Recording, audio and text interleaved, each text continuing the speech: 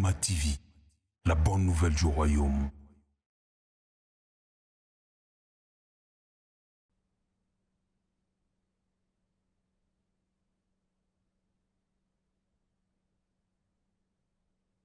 L'éducation essentiellement, mais sur l'éducation des femmes, des enfants et aussi sur l'actualité des choses qui se passent dans le monde, autour de nous, dans notre environnement. Cette émission sera animée par William Ikolo, Rema Kisombe et moi-même Mia Tanguy. Exceptionnellement, aujourd'hui, nous sommes deux, Rema Kisombe et moi-même, pour introduire cette émission, on va dire, zéro. On va effectivement aborder, comme je viens de le dire tantôt, les différents thèmes concernant la famille. Et puis, on va un petit peu diversifier les choses autour de tout ça. Et on va en débattre, et puis voilà, à travers les interactions, les échanges qu'on aura. Et donc, de plus en plus, cette émission va s'agrandir et les réflexions vont aussi s'accroître. Alors, pourquoi on a choisi le thème de Renala? Ce thème, en fait, nous renvoie à cet arbre fruitier que l'on connaît tout sur le nom du baobab. Et donc, c'est un arbre qui porte énormément de fruits et un arbre qui renferme énormément des ressources. Ce qui nous renvoie un petit peu aussi à la femme, parce que la femme porte l'humanité en elle. La femme porte plusieurs casquettes aussi, et la femme a en elle autant de ressources et qui lui permet effectivement de faire autant de choses. D'où le choix de ce thème. Et bien sûr, au cours de nos prochaines émissions, on aura encore l'occasion d'en débattre et d'en élargir encore ce concept de Renala. Et donc, aujourd'hui, pour introduire le sujet de notre première émission, nous avons dit que nous allons parler de l'éducation des enfants. C'est vrai qu'aujourd'hui, de plus en plus, on voit les enfants et des familles sont un petit peu perdues en ce qui concerne la manière de comment peut-on éduquer ces enfants. Est-ce que devrait-on continuer à battre nos enfants? Est-ce que devrait-on continuer toujours à avoir une éducation militaire comme ce fut par le passé? Est-ce que les enfants devraient être envoyés tôt dans la rue pour tout un tas de choses? Donc voilà toutes ces questions dont on va effectivement en parler. Je vais vous présenter notre co-présentatrice, animatrice qui est ici, Rema Kisombe. Et voilà. Bonjour à tous, c'est avec plaisir que nous vous rejoignons sur ce plateau de Nema TV, mais vraiment nous sommes très honorés de pouvoir partager quelque chose avec vous. Donc nous allons partager, comme Mia Tanguy l'a bien ainsi dit, que nous allons parler un peu de l'éducation des enfants et nous allons un peu voir avec vous ce qui est bien et convenable et non convenable pour eux. Je vous salue tous. Voilà, donc effectivement, on va rebondir sur ça, sur ce sujet, de voir ce qui est convenable, ce qui ne l'est pas. Est-ce qu'il y a vraiment un outil d'éducation?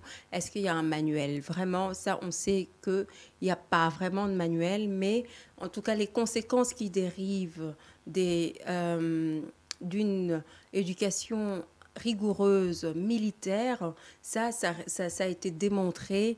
Encore aujourd'hui, on crie au fort du fait que la manière dont on élève les enfants, la manière dont on va s'y prendre avec eux aujourd'hui auront des répercussions et parfois des conséquences irréversibles pour plus tard. Alors, comment faut-il s'y prendre? C'est ce qu'on disait tout à l'heure, parce que parfois dans des familles, effectivement, on trouve des parents qui sont très militaires, notamment aussi des mamans parfois qui sont hyper sévères, et donc les enfants auront plus tendance à ce moment-là à aller se confier à l'extérieur plutôt qu'à l'intérieur. Donc, à ce moment-là, les enfants auront tendance à aller chercher refuge à l'extérieur plutôt qu'à l'intérieur par peur de la sévérité des parents ou des éducateurs en charge de ces enfants. Donc là, effectivement, on voit parfois des dérives, comme par exemple, comme vous nous avez dit. Oui, tout à fait, c'est exactement ça. Alors, c'est pour ça que c'est important qu'au sein de la famille, que nous puissions avoir une communication qui soit vraiment adéquate, parce que sinon, les enfants se sentent vraiment, comme vous avez si bien dit, perdus. Oui, effectivement. La communication adéquate renferme en elle aussi le fait qu'on devrait faire une distinction entre l'état affectif, c'est-à-dire ce que l'on ressent, parce que souvent on va nous dire, c'est vrai que ça reviendra probablement dans les commentaires, est-ce que les parents ne devraient-ils pas être en colère? Comment devraient-ils faire? Bien sûr que les parents ou tout être humain, que ce soit même les enfants, c'est un sentiment. Donc on a le droit à ce sentiment, c'est tout à fait légitime de pouvoir ressentir cet état qu'on dit de l'affectivité, c'est-à-dire ce que l'on ressent. Donc on a le droit de ressentir. Mais maintenant, est-ce qu'on a le droit de le mettre ou le projeter ou bien le transmettre à quelqu'un d'autre par un acte barbare tel que, je vais quand même pas mâcher mes mots, tel que taper un enfant ou le battre? Là, je pense qu'il y a quand même un pas, effectivement, à commencer à y réfléchir. Si est-ce que ça en vaut vraiment la peine de passer à cet acte ou pas? Ça, c'est une question.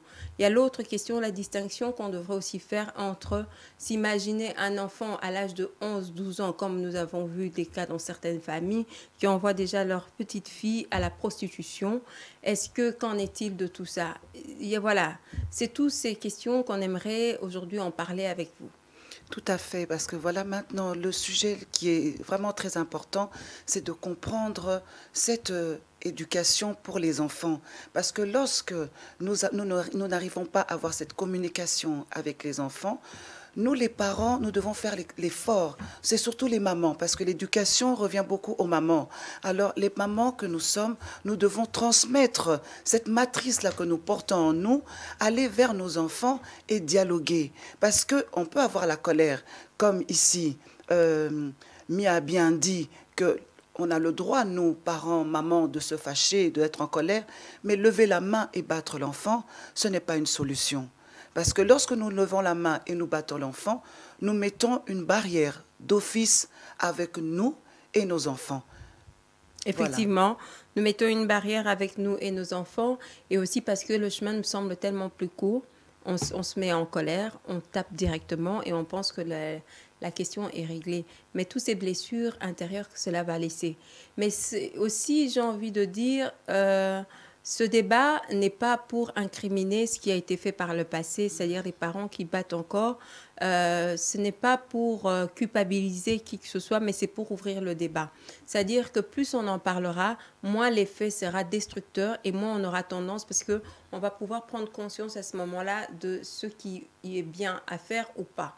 Ça, c'est une question. Après, vous allez voir un petit peu les conséquences autour de vous des enfants qui ont été élevés à la dure. Bon. C'est vrai aussi, les autres vont dire, moi j'ai été élevée à la dure, mais voilà le résultat, je suis quelqu'un, voilà. Mais nous, on n'est pas là vraiment pour commencer à incriminer ou culpabiliser les parents où qu'ils soient. Nous sommes juste en train de donner l'information avec des conséquences qui ont été prouvées, qui montrent aujourd'hui encore que battre des enfants, c'est aussi un crime de l'humanité contre l'humanité, c'est-à-dire l'humain qui met au monde un enfant sans défense, qui va se permettre à battre. Je pense que là, voilà, il y a matière à débattre et à en discuter pour pouvoir trouver d'autres solutions. Et ces solutions, effectivement, vont nous parvenir un peu de tout le monde, partout dans le monde où vous nous regardez, pour pouvoir nous dire, nous donner vos astuces, votre manière de faire, parce que je pense qu'aujourd'hui, je peux le dire, qu'il y a quand même des familles qui ne battent pas leurs enfants. Et aussi, on aimerait avoir les témoignages de ces familles qui ne battent pas leurs enfants pour pouvoir nous aider à pouvoir nous en sortir de la manière dont certains parents font avec leurs enfants et pouvoir partager tout ça. Voilà un petit peu. Voilà, tout à fait. Parce que ceci avère que lorsque nous nous tenons à être, comme on l'a bien dit, comme des militaires avec nos enfants, qu'est-ce qui se passe? Ces enfants-là deviennent muets face à face aux parents. Ils ne savent plus se confier. La meilleure chose que nous, parce qu'on s'améliore chaque jour, il n'y a pas de mal à ça. Et donc, lorsqu'on nous devons apporter une confiance, quand nous apportons une confiance à l'enfant, quelle que soit l'erreur que l'enfant a fait, il aura le courage de venir vers nous. Mais nous devons mettre d'abord cela, c'est une base que nous transmettons à nos enfants en disant, écoutez, lorsqu'il grandit, soyez en confiance avec moi, la maman, parce que c'est surtout la maman, comme c'est elle qui couvre les choses. La maman apporte ce sujet-là qui est pénible à entendre au père, mais quand la mère a déjà bien gérer la situation. Elle a les mots après qu'il faut pour aller apporter ça au père, pour un peu apaiser les choses. Mais la mère va vers l'enfant pour dire ceci, écoute, d'abord, avant que l'enfant ait commis des bêtises, parce qu'il ne faut pas aller quand il a déjà commis les bêtises, c'est bien avant. Dans notre éducation, on va vers cet enfant, on lui dit, écoutez, maman vous aime, papa vous aime, on vous aime. Donc, l'enfant doit comprendre déjà à la base qu'il est aimé de ses parents. Une fois qu'il connaît, qu'il sait qu'il est aimé, qu'est-ce qu'il va faire? Il va s'ouvrir. Alors c'est en ce moment-là qu'on dit à l'enfant, écoutez, je suis là pour toi. Quel qu'il en soit la chose, peu importe le problème, viens me dire, moi je suis là pour te protéger. Les gens de dehors, c'est bien beau. Les amis, c'est bien beau. Mais la personne ici qui est mieux, qui a une meilleure position, c'est moi pour ne pas te conduire en erreur. Donc, aie confiance en moi, parle-moi, et je ne vais pas t'imputer quelque chose de pénible derrière. Il faut que l'enfant soit en confiance. Et ce sentiment de sécurité, oui, de effectivement. Sécurité. Oui, tout à fait. Donc, effectivement, il faut créer ce climat de confiance, un espace ouvert où il y a une liberté d'expression, que l'enfant puisse savoir quoi qu'il fasse, le monde ou le ciel ne lui tombera pas sur la tête. Ça, c'est une chose. Et donc, du coup, les erreurs seront mieux acceptées et les erreurs seront mieux partagées au sein de la famille.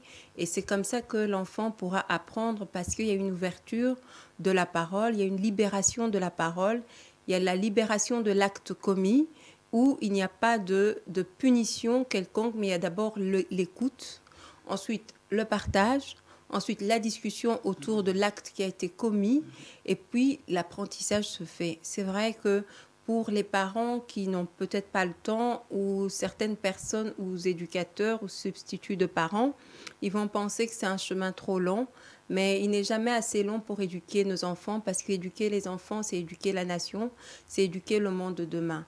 Ne pas prendre ce temps-là, ça sert à rien parce que c'est quelque chose qui va se retourner contre nous.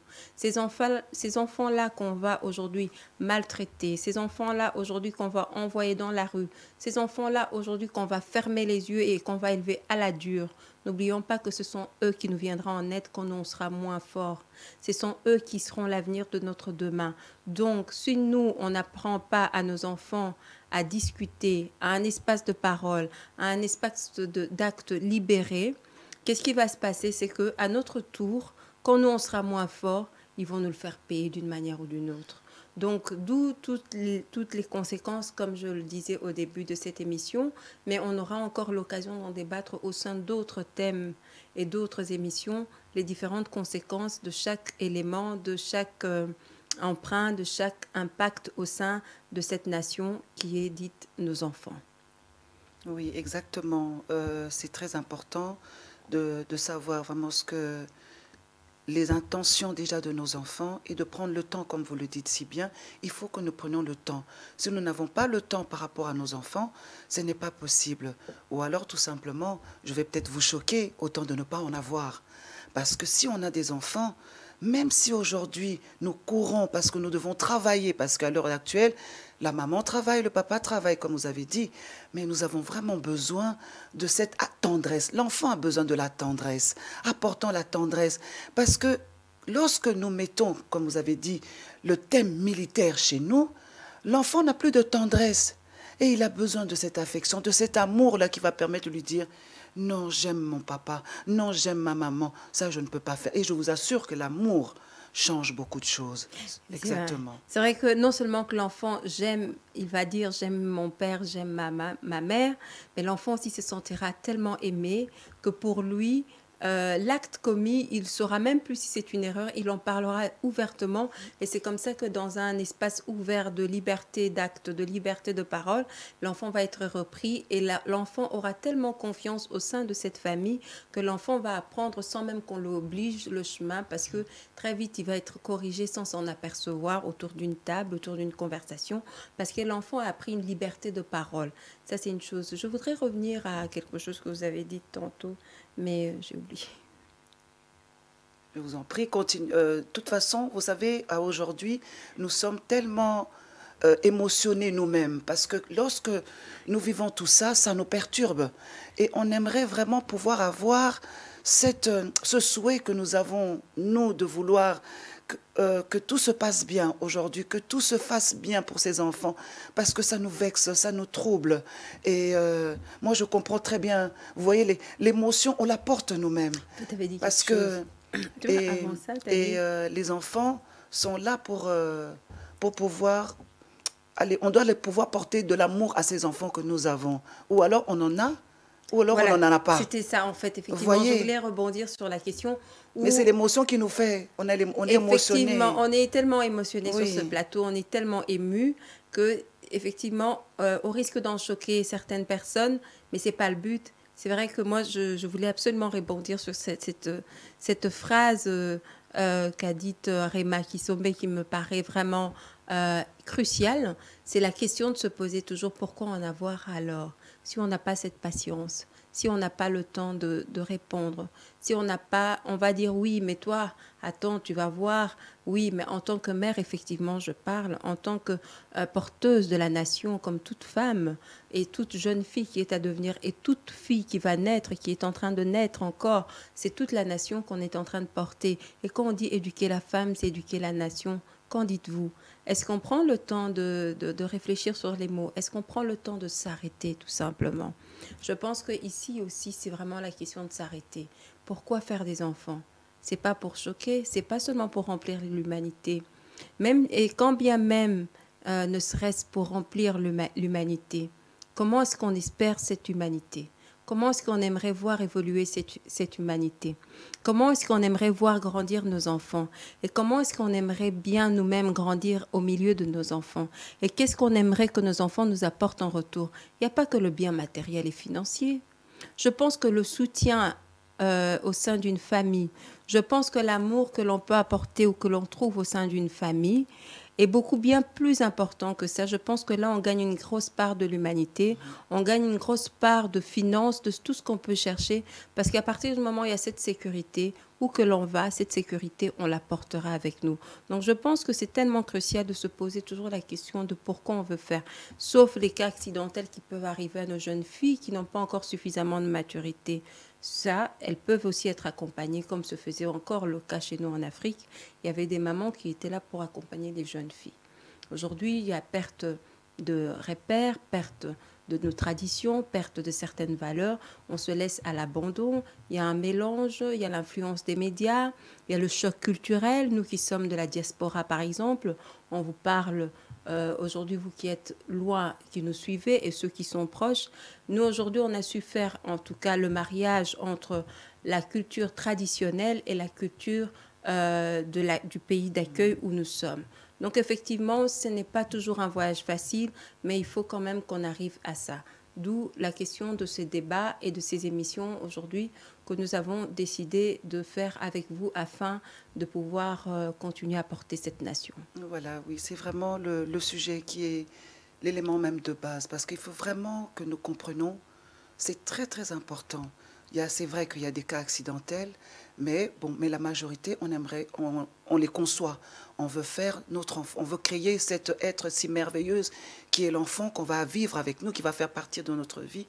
Donc, quand même, quelque part, nous devons nous dire déjà le ventre d'où il vient l'enfant, j'aime cet enfant, et à continuer, lorsque l'enfant est là, apporter cette assurance à l'enfant, et c'est comme ça qu'il y aura moins de délinquants, il y aura moins de barbarie, à cause de cette assurance que l'enfant porte. Vous savez, l'amour change beaucoup de choses. C'est quelque chose de très important. Tout être humain aimerait avoir de l'attention. Lorsque vous avez dit quelque chose de très important, l'argent, le matériel ne fait pas tout. Non. Et ça, c'est juste quelque chose d'éphémère. Un enfant qui va grandir dans le grand luxe et que cet enfant-là n'a pas d'affection, c'est un enfant perdu. Il y a beaucoup, on parle avec des gens et il y a beaucoup qui sont perturbés et ils vont dire... Ils auraient même souhaité de ne pas avoir autant, mais être entourés de l'amour et de l'affection. Alors, aujourd'hui, c'est pour ça que ces enfants, quand ils grandissent, ils sont frustrés et ils vont se confier à l'extérieur. Et nous, les parents, au lieu d'être là pour eux, qu'est-ce qu'on trouve à faire? On est plus là comme des militaires, à leur reprocher. Et du coup, il n'y a plus de dialogue. Et quelque part, cet amour-là, qu'on les a tant donnés, parce que nous tous, Ouais. nous devons savoir, surtout nous les mamans, on les a bichonnés quand Oui. ils étaient bébés. Oui. Mais après ça, on devient nous-mêmes des armes Des pour eux. bourreaux, oui. On devient vraiment des êtres qui l'en frustrent. Et ça, Absolument. vraiment, nous devons essayer vraiment de, quel que soit nos déboires, quelles que soient nos tracasseries, on doit revenir vraiment, faire l'effort de revenir vraiment aux bonnes intentions. Que Oui. lorsqu'on a conçu cet enfant, on voulait que cet enfant soit que le meilleur pour lui. Absolument. Voilà, alors apprenons, reprenons pour l'amour que nous avons eu pour ce fœtus qui était dans notre ventre, Oui. apprenons encore à les aimer. Oui. Quelle que soit l'erreur, quelle que soit... évitons un peu cette main-là. Nous avons souvent les mains, les mamans, Les mains la légères. main, Les mains légères. elle est très légère et très facile à partir. Et ça, c'est quand même quelque chose que nous devons Absolument, réapprendre. oui. Voilà. Et donc, nous devons absolument en parler, ne plus taire ça, parce que je pense que le moment est venu que la maman que nous sommes, de prendre son rôle très, très au sérieux, parce que c'est la maman qui crée le monde de demain, parce que c'est la maman qui élève, parce que j'aurai, moi, personnellement, l'occasion de vous détailler des cas des grands tyrans qui ne sont plus, qui ont été élevés que par des femmes, et à la dure. Et c'est des témoignages que je vais vous faire partager afin que chacun, ça puisse un petit peu ça puisse étayer un peu nos dires et pourquoi on a décidé aujourd'hui de faire un cri d'alarme, pourquoi on a décidé aujourd'hui de venir chez vous, pourquoi on a décidé aujourd'hui de faire cette émission et de parler de l'éducation de la femme. C'est vrai qu'on va mettre au cœur surtout la femme, mais c'est pas la femme qu'on va culpabiliser, mais c'est rendre les responsabilités de la femme à sa place, que la femme se rende compte quelle est sa place. Il y a la place de la femme, il y a la place de monsieur, de papa, de l'homme qui restera à sa place, auquel on va pas, il n'y aura pas de confusion, mais on doit vraiment se rendre compte que la femme a une lourde tâche et une lourde responsabilité à ne pas le nier en matière d'éducation des enfants. Donc d'où cette importance de pouvoir créer un espace de parole, que ce soit entre nous les femmes du monde, entre les femmes qui sont au-delà des frontières qui nous suivent. On veut absolument créer cet espace de liberté de parole où voilà, on va permettre à ce que chacun puisse laisser son message, des questionnements, des choses sur la manière dont elle vit l'éducation de ses enfants, la manière dont elle vit dans le couple, la manière dont elle vit dans l'environnement et comment ça se passe. Voilà. En tout cas, vous avez soulevé quelque chose de très important parce que vous avez dit la manière dont cette maman évolue dans le couple. Parce que souvent, les mamans que nous sommes, nous avons aussi des soucis au niveau du couple. Alors, cette teinte-là, lorsque ça va mal avec le papa, on déverse ça sur nos enfants.